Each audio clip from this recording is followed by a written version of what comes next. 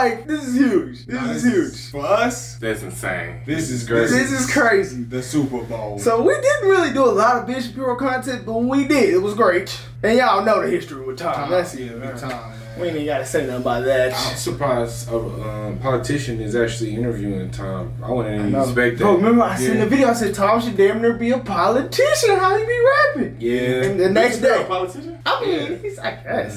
He's like a political speaker or something. Yeah, he's public not speaker. He don't kind of like a Jordan Peterson type guy. I don't think he.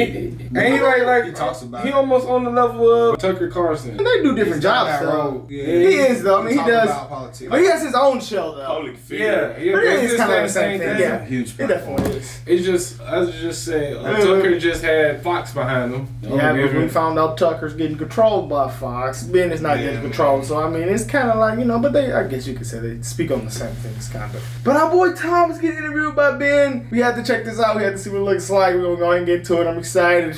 Let's get to this. Shout out Hall Gang. All right, joining us on the line is Tom McDonald. You've seen his videos, you've heard his songs. He says what most Americans think without fear. He doesn't censor himself. He has a brand new music video called Dirty Money. It was just released on Friday. It already has like 3 million views on YouTube. Tom, thanks for joining the show. Really appreciate it. Yeah, man. Thanks for having me. So let's talk about how your music career originally happened, because it's very rare to spot anybody remotely near the music industry who does not simply follow the left-wing line on pretty much all the issues. But you very vocally do not. So how'd you get where you are? Well, I think the key to everything has been I'm totally independent. I have no ties to the music industry whatsoever. I've sort of created my own little ecosystem outside of the music industry. I produce all of my music. I write all my songs. Do y'all think that the music is geared toward the left more than the right?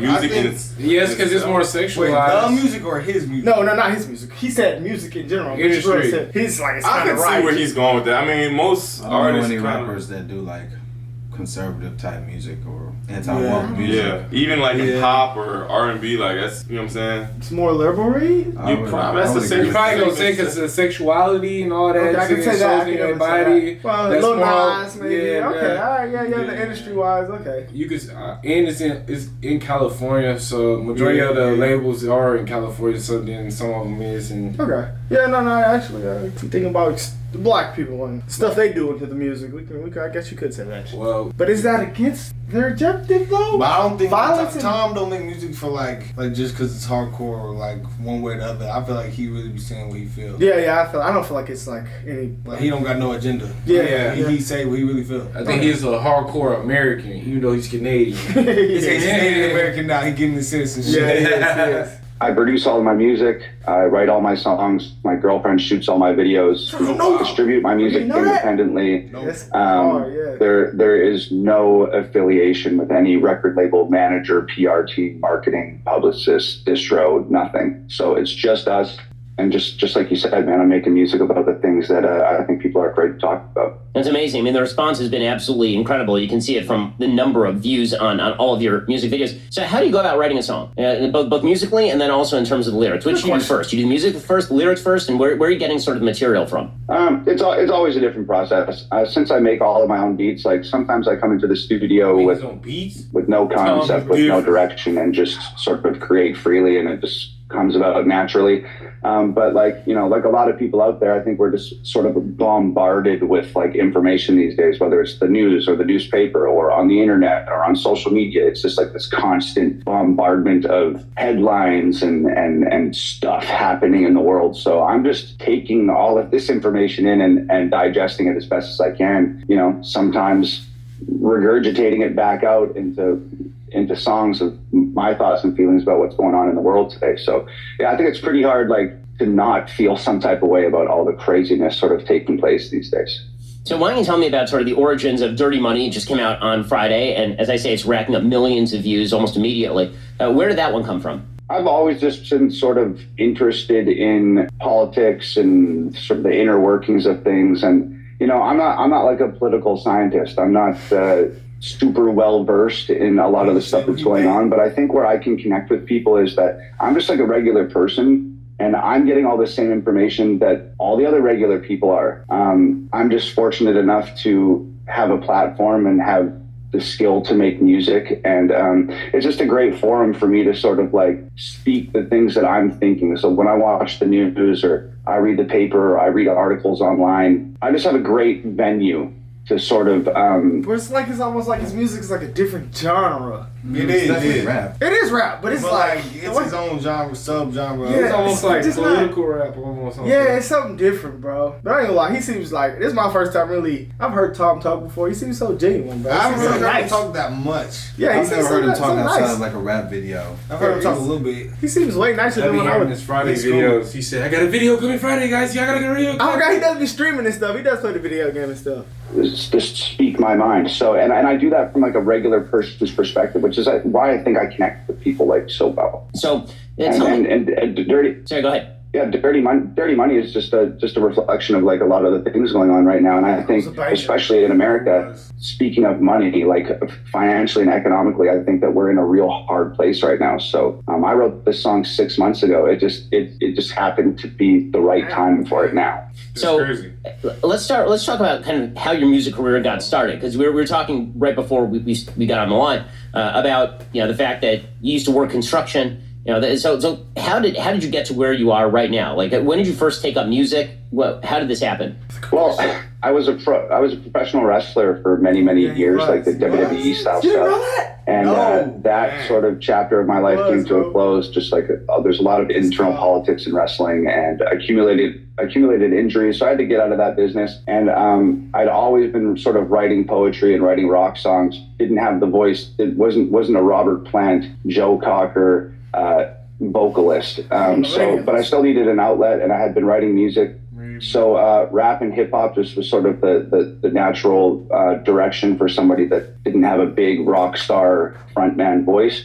So got into rap and hip hop, made the exact same music as everybody else for many years, probably 6 or 7 years. Everything was about cars and clothes and money and girls and partying and all that stuff. And I was emulating a lot of like what I was seeing the biggest artists at the time doing. And not only emulating it in my music, but emulating it in my real life, which led me down a super destructive path, which sort of culminated with like a little bit of a bout with alcoholism, which sort of led to a little bit of a mental breakdown. And that took me like 9 months to close to a year to rehab myself from that. So now I'm completely sober, and I sort of coming out of that dark place, it gave me an opportunity to sort of examine what do I care about and what do I want to make in my music and who do I want to talk to with my music. And I just sort of made the decision, like I don't want to make music that's going to damage other people like the music I was listening to damaged me. So now I'm here. That's crazy. Pause it, bro. That's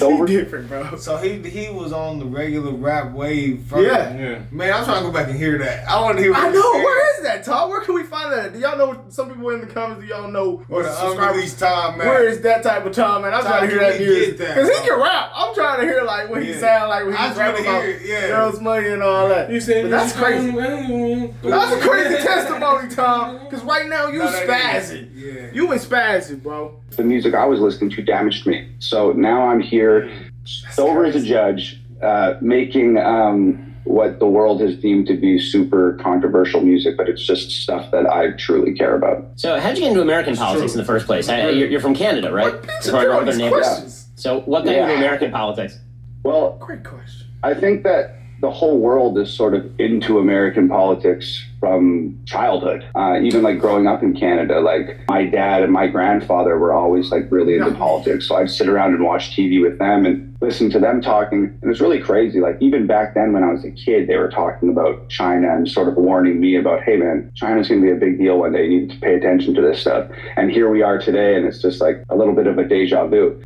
But so you kind of absorb a lot of that just coming up in Canada. American politics are sort of spotlighted globally, I think. And then moving to America like 8 or 9 years ago now, it was a little bit of a culture shock. And I think that there's a lot of people here that get so wrapped up in it all the time and they're in it from birth, that I think that I had a little bit of a unique perspective, because I think sometimes it's that old saying, you can't see the forest through the trees. And I think that's where a lot of people are at within the country right now. They're just so surrounded by this stuff and have been for so long that it's hard for them to sort of like differentiate and focus on different things. So coming in from an outsider's perspective 8-9 years Basically, ago. like, he just took the lead, basically. 'Cause, like, he was saying you can't see, like, well... He's saying their body. They can't see outside their yeah, but I mean, he also said that a lot of people already, like, the stuff he's saying already think that. He did say that. He did. So, like, it's kind of like he just took that leap and he used his abilities and just took that leap. I mean, that is crazy. From construction to WWE. That is crazy. Rapping gangster This is a very interesting to change the world rap. WWE. Oh, I don't know. I think Tom's like 30 something, maybe. So that's a good question. He look young though. That's why you'll be a good He might be podcast like question. 28, 27. He's 34. Okay. Wow. He don't look like he's 34. That boy in his prime. That's where a lot of people are at think so. within the country right now. Yeah. They're just so surrounded by this stuff and have been for so long that it's hard for them to sort of like differentiate and focus on different things. So coming in from an outsider's perspective 8-9 years ago, I kind of got to stand back and look at everything and say, holy cow, this is wild. What's taking place here? And it's only got crazier over the last 9 years. So. Well, I was very flattered that Facts Don't Care About Your Feelings does actually show up in one of your big songs, Fake Woke. I don't know. Hey, man. Banger. Fake woke. Banger. That is the song, bro. That's the song that put us on the map. No cap. Don't Bro, care about the that is it. feelings. That was the That is first the time we got song an that put us on artist the map. to comment, bro. It is. Fake So, woke. anything you Fake do, bro. woke. Hey. Hey, Hey. hats off. Whole Yeah. gang. I never heard this. So I gotta check that You out. gotta check that out. That's the a number banger. one banger. That's a sin. I ain't got no Grammy. Hey, that Like, whoa, man. Hey, Whoa. he invented the Cartier Grammy, bro. He did, he invented did, the he 500 did. award. Facts don't care about your Does actually show up in feelings. one of your big songs, Fake Woke. That was a banger. I don't Hey, know. man.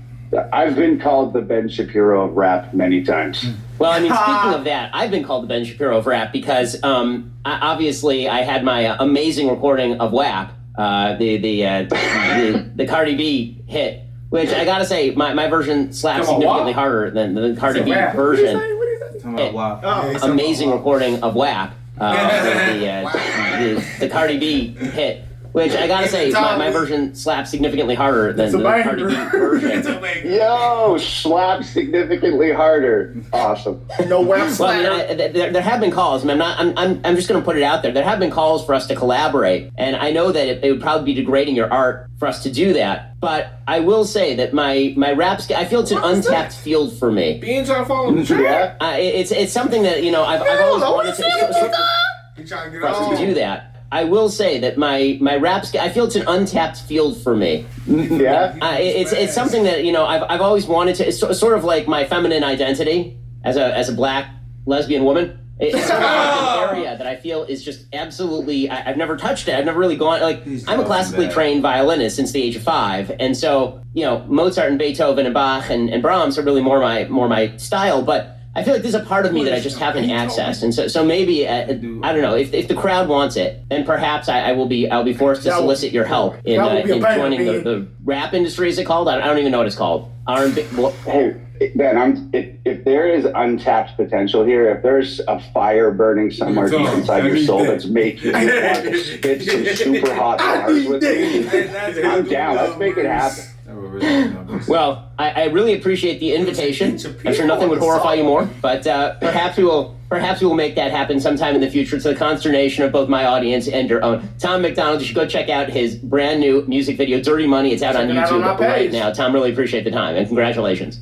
Tom, it was a pleasure, man. Thank you so much. Was up there. Alrighty, guys, the rest of the show is continuing right now. You're not going to That was an A+ collaboration, man. Yeah, it was. All right, we're dreaming to get both of them on the podcast one day. If you guys want that, hit them on their Instagram. Some good questions.